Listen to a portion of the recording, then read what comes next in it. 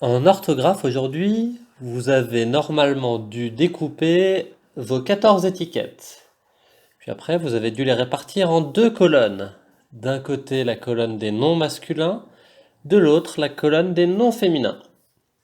Alors, moi aussi j'ai fait le travail. Je vous montre ce que ça donne chez moi. D'un côté, j'ai 7 noms masculins. Un garçon, un enfant, le boulanger, le danseur, un ami, un sportif, le chien.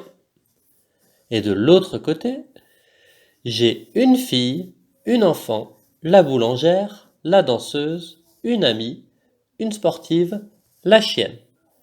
Je vous laisse d'abord regarder si vous avez exactement le même classement que moi.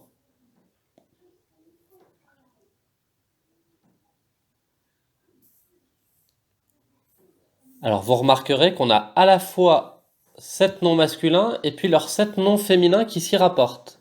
Je ne sais pas si vous l'avez fait aussi, mais moi j'ai trouvé ça plus simple dans mon classement. En face de un garçon, j'ai mis une fille. En face d'un enfant, j'ai mis une enfant. En face de le boulanger, j'ai mis la boulangère. En face de le danseur, j'ai mis la danseuse. En face d'un ami, j'ai mis une amie.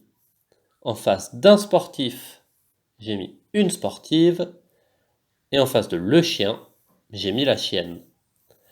La question suivante, c'était comment vous avez fait pour réussir à classer en deux colonnes? Alors, il y a quelque chose qui est assez simple. Regardez. C'est de passer par l'article. Devant le nom, il y a un article. Et quand le nom est masculin, l'article est lui aussi masculin. Je vous les ai d'abord mis en bleu. Un garçon, un enfant, un ami, un sportif. On a un article masculin, donc le nom est masculin.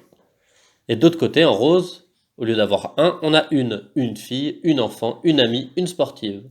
C'est déjà un premier moyen facile de savoir si on a affaire à un nom masculin ou un nom féminin. Et puis il y avait d'autres mots qui n'étaient pas avec l'article un ou une, mais avec l'article le ou la. Ça marche pareil. Le, c'est un article pour un nom masculin, le boulanger, le danseur, le chien. Et là, c'est un article pour un nom féminin, la boulangère, la danseuse, la chienne. Voilà des moyens très simples de savoir si le nom est masculin ou féminin. On va maintenant réfléchir à comment créer le féminin à partir du masculin. Bon courage pour les exercices.